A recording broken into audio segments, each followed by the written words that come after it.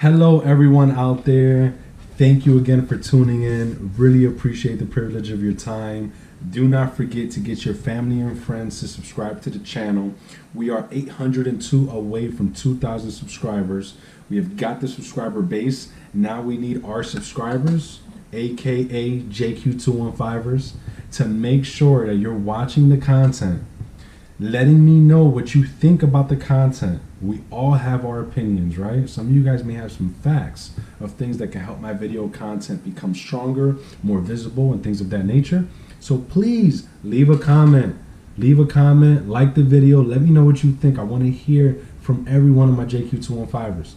So huge shout out to you guys for taking the time, checking me out, tuning in, all that good stuff. So thank you. What I wanted to discuss today is co-parenting and the 5 tips to co-parenting. 5 tips, guys. 5 tips to co-parenting. I wanted to discuss that, give you guys my 5 tips so you guys know if you're trying to build a co-parenting relationship, where it starts, how it works, and I wanted to give you guys some of my personal experiences around it as well. To me, a lot of the stuff that we try to learn from each other comes from personal experience. Sometimes, we haven't learned it yet. Sometimes we think we know what we're talking about, and then when we actually get into the actual experience, it's nothing like what we thought. So for all you guys out there tuning in, this is about co-parenting. Shout out to Lindsay out in Philadelphia for giving me the idea for the content. I told you guys before, if you have ideas and you have things that you want me to deliver, all you got to do is talk about it and say something, and I promise you I'm going to make it happen. So thank you guys again, especially my JQ215ers that are subscribed. Now, if you have trouble subscribing, guys, all you have to do is create a Gmail account. That Gmail account automatically helps you create a YouTube account because they're part of the same system and the same ecosystem as Google. So let me know what you think. You create that account, subscribe, like, comment. I need you guys. This is not going to be easy. I know it's not, but I really need the support from my family, my friends, and everybody out there who said they're going to support me on my journey. I really need you guys. So let's get started, guys. So five tips. Now, please understand, some of you guys are already co-parenting. It's successful, and it's a hell of a lot more than just 5 tips. So one thing I would say is 5 tips. These are my most important tips right here. These are the things that I know and believe have helped me, so that's why I'm delivering them to you. So I'm going to start out with tip number 1, probably the most important, and the way you lay the foundation to a strong co-parenting relationship. That is respect. You cannot get anywhere with your kids' parents, or anywhere with your significant other, or anywhere in any relationship without respect. So what I started with is respect. That's what helped me build the foundation to the relationship that I have with my kid's mother. Now, one thing I will say is, I'm going to be honest with you guys, I may not have shared this with some people, I may have shared it with some people, so here it goes. I didn't always respect my kid's mother, especially after we split up. There was a lot of fighting, a lot of disrespectful words, calling each other out of each other's names, and it just was not a good environment for our children to be around. So the way it started for me is, I was on a call with my kid's mother. My wife now, who at that time was my fiance, Liz, overheard the conversation, overheard how disrespectful I was, overheard me calling her out of her name, and it just wasn't right. And I'll be honest, it wasn't right. So after the conversation, my wife proceeded to tell me, hey, why are you speaking to her that way? Why do you think talking to her like that is okay? Because it's not. So I then, being the prideful person I am, you don't know what you're talking about. Mind your business. This is not for you. Don't worry about it. This was pre-good co-parenting relationship. Before. So then she broke me down a little bit. She broke down my barrier, my wall of anger, because I was angry at the moment, right? She broke it down and said, hey, how do you expect your daughter to have high self-esteem, be positive, be strong-minded when you beat down her mother with words like that? And if you make her mother angry at that moment, if your daughter's approaching her, most likely she's going to be mean to your daughter. So you're creating a negative environment for your children. I took a breather. I did as you guys may know, if you know me, my 7 deep breaths is something that my Apple Watch used to tell me to do all the time. Probably because my blood pressure was always crazy, or I was always on go, and my heart rate was always crazy. So the 7 deep breaths always allowed me to clear my mind, clear my thoughts, and start to do things the right way instead of doing things with anger. So if you ever need help and you want to bring yourself down from being angry, 7 deep breaths is a great way to start. So do that. It helps. I promise you, it helps a lot. So after that, after she talked to me, helped me understand, I immediately called my kid's mother back and apologized.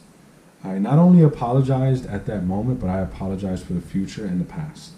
I apologized for the past, the things that I've done and said in the past, and I've also apologized for the way I'm going to be, apologize and help her understand that I won't be doing that in the future. And I was also honest with her. I didn't try to take credit for just calling and apologizing and being kind. I explained to her that my wife is the reason, or at that time Liz was the reason why I called you back to apologize. Liz did not like the way I spoke to you. Liz did not like the way I hung up on you, and Liz did not like the way the conversation went. So that was the reason why I called back to apologize. That right there laid the foundation for our relationship. And when I say relationship, I don't mean relationship like we're together, but relationship in co-parenting. You know, co-parenting is a relationship, guys. It may not be like a regular relationship, you know, together and things of that nature. However, you're co-parenting. It's a collaborative effort together. And the only way that works is a mutual understanding, and it starts with respect. So I would tell any of you guys out there, if you're trying to build a co-parenting relationship with your kid's mother or kid's father, it has to start with respect. Calling each other bitch, motherfucker, all those cuss words and disrespectful terms, it ain't going to help. And in turn, your children are watching you. They're listening to those conversations. They think that that's the way I need to treat a woman or need to treat a man. So pay attention. You might think your kids are sleeping. You might think they're in the living room playing a video game. They're not listening. You might think, hey, we're arguing outside, so they don't know what's going on. That is not the case. Guys, they hear you. They understand. They know. So if you want them to grow up to respect their spouse, significant other, then you need to start with your relationship. You need to start with your co-parenting relationship. You need to start with your marriage. That's how you show your children what right looks like. And to be honest with you, when I was single for that short period of time, I wasn't looking for someone to get into a relationship with. But when I found Liz, immediately I wanted to know what her parents were like. Was her mother and father still together? How do they communicate? Do they joke around? Do they have fun? Do they argue? How does it look? And through that, I understood that Elizabeth was a good woman. Now, this is my opinion, guys. I truly believe if you want to find a significant other without the red flags of she might stab you, find out what the parents are like. And that would help you determine how she is. Some people grow from that. Some people are scarred from that. Now, if you don't believe or you don't think that's true, leave a comment below and let me know what you think. Now, first one, as I said, is respect. That's how you lay the foundation. Because once you guys show respect and show that you guys are more than just a few negative words, then you'll see that that co-parenting relationship becomes stronger. Number two. Number two is children first. Now, in some cases, that's number one, right? But the reality of it is, guys, we're talking about co-parenting. We're not talking about parenting itself. Yes, in parenting, children first all the time. But you can't build a children first mentality without the respect. So that's why I always label respect as my number one tip in co-parenting. Now, your children have to come first. So when you make a promise, you have to live and die by that promise. So don't say, hey, I'm picking up the kids on Friday, but then your boys hit you up, your homegirls hit you up. Hey, come out Friday, let's go to the club. It's going to be epic. It's going to be a movie. We're going to have a good time. And then, hey, I can't pick up the kids this weekend.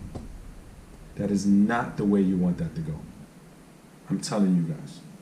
If your children don't come first, and I'm being honest with you right now when I say this, you're a shitty parent. And I apologize if I offend anyone. And if I offended you, let me know. Leave a comment. Let me know what you think. We'll have a whole conversation on my comment board. I do not mind it. However, if you have children didn't ask to come to this world. You called the agency, and the stork flew over your home and dropped the baby off. Now, that's my PG-13 version because sometimes my kids watch my videos. So the stork dropped the baby off. However, they did not choose to be here. It was your choice. You told them you got into a relationship and made the decision to have this child. So you have to make sure you live and die by the promises you make for your child, because that is what they will remember. They're not going to remember the fucking Jordans you bought them. They're not going to remember the Gucci slippers. They're not going to remember the game system. They're not going to remember the dirt bike. They're going to remember the promises that you made and the promises that you kept and the conversations you had and the times that they needed you to be there for them. And if you were there for them, if you were there to have a conversation with them. That's what they'll remember. So remember that. Pay attention to that. Because I promise you, I've seen kids grow up with all the nicest things. Gold chains, cool sneakers, everything. Cool, always got the fresh stuff, the new stuff. And I've seen some of those kids grow up to say, fuck you, mom, fuck you, dad. Man, one, children should never disrespect their parents. But two, how you raise them will determine how they treat you. So raise them right. Make sure they're first. And now, I don't mean to offend by saying you're choosing the club over your children. That's not what I'm trying to say here. That's not what I'm trying to dig into people and disrespect at all. But some people actually do that, man. You know, I live by my children first mentality. If you know me, then you know that I fly to Philadelphia every summer to pick my kids up for summer vacation. I fly to pick them up for winter vacation. I fly to Philadelphia for their birthdays and any important events like a recital or something like that that they invite me to or let me know about ahead of time. And it is just something that I've made a promise to them that I'm going to do no matter what. And guys, I'm telling you, I'm being honest with you right now. Financially, I'm struggling. Now, I'm not struggling to the point where I'm losing things, but I'm struggling to the point where I wasn't making the amount that I was making before. But I'll tell you one thing. I made the most money in the past 2 years of my life that I ever have the right way.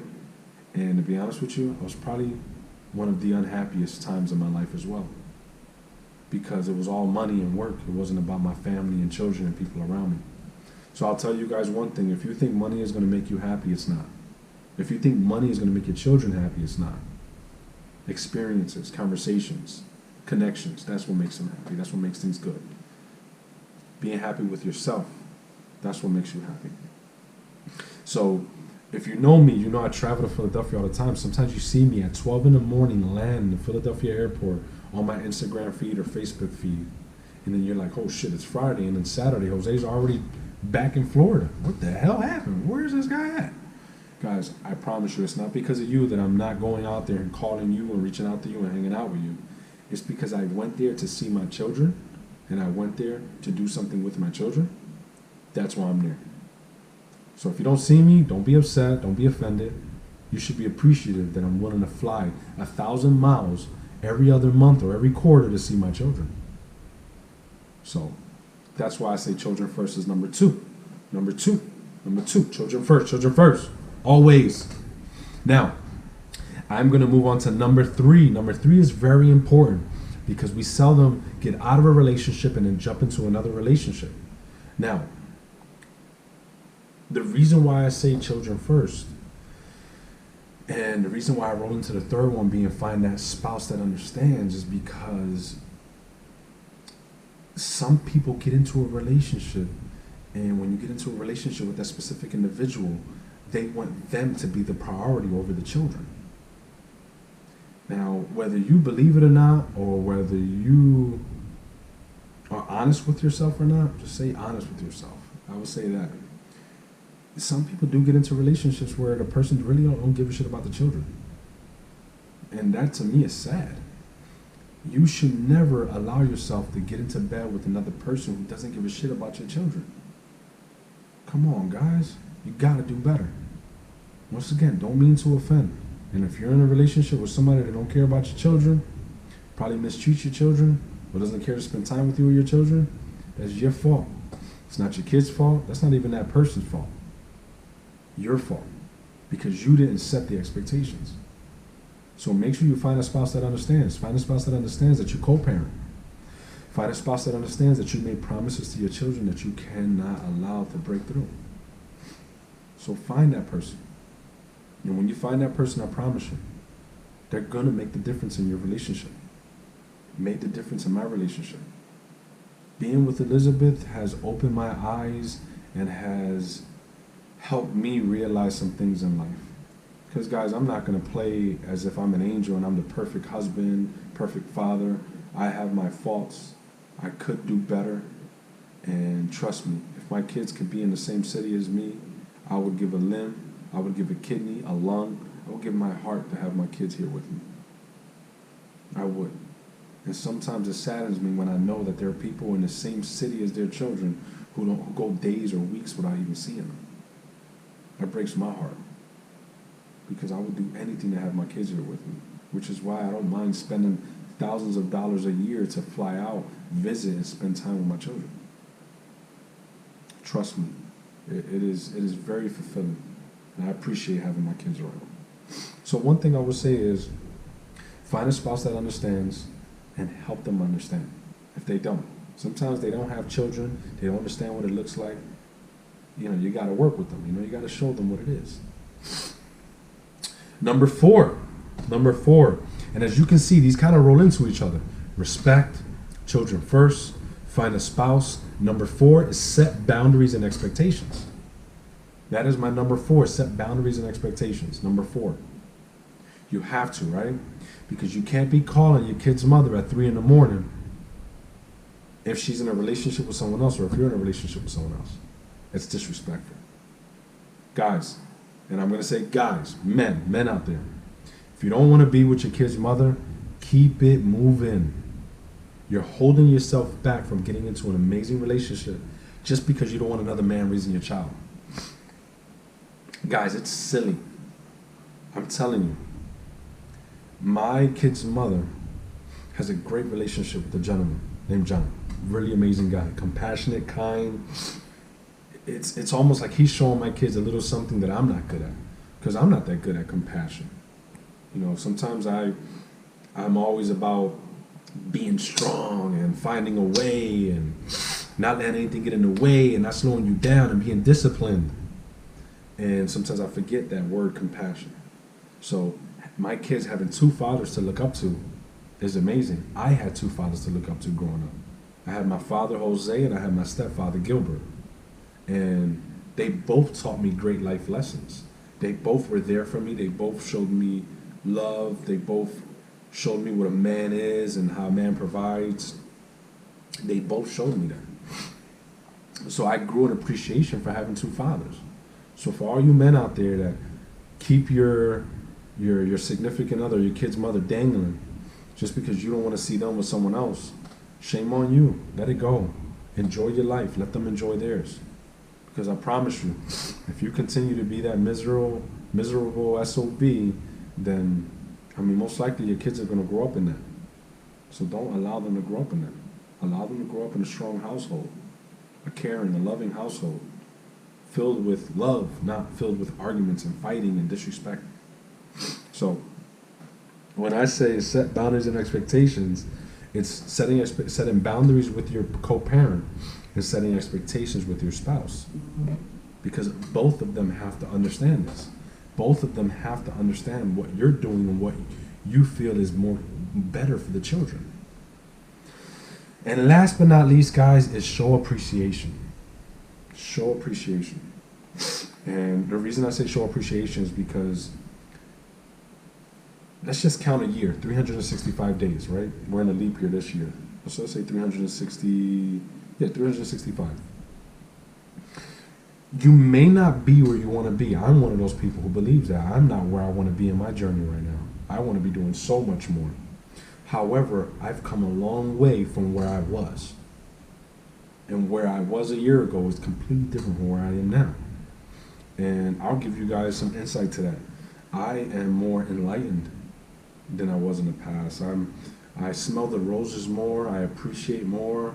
I spend more time with my family. Should I cook more? You know, I do little things that put a smile on my face and allow me to breathe with more positive breath, not a negative one. And what I mean by that is, that's positive. That's negative, right? So I'm feeling more at than I have ever been.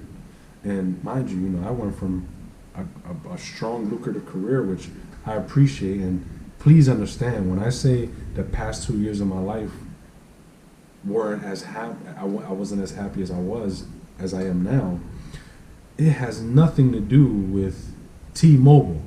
For all you guys who know, I was working for T-Mobile. T-Mobile is an amazing organization.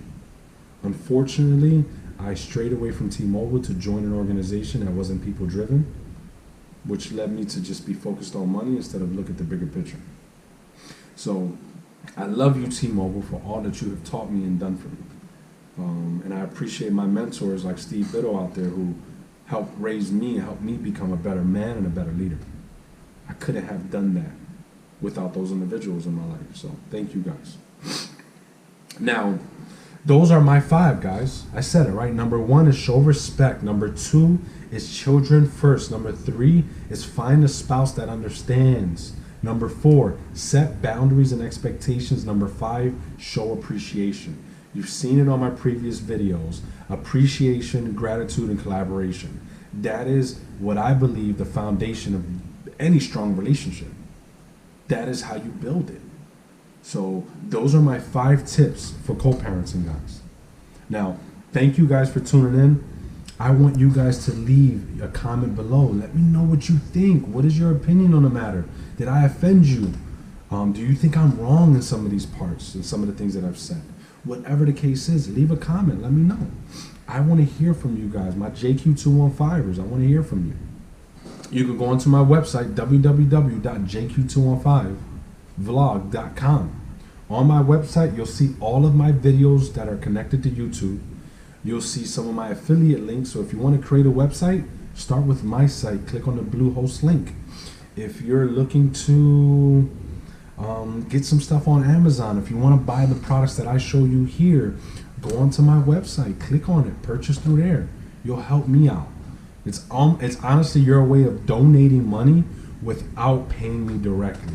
You're buying things that you want and need through my site. So most of you guys are already Amazon purchasers. Go onto my site. Get your back to school stuff. Get all the stuff that you're looking for. Back to school. You can find pantry on there.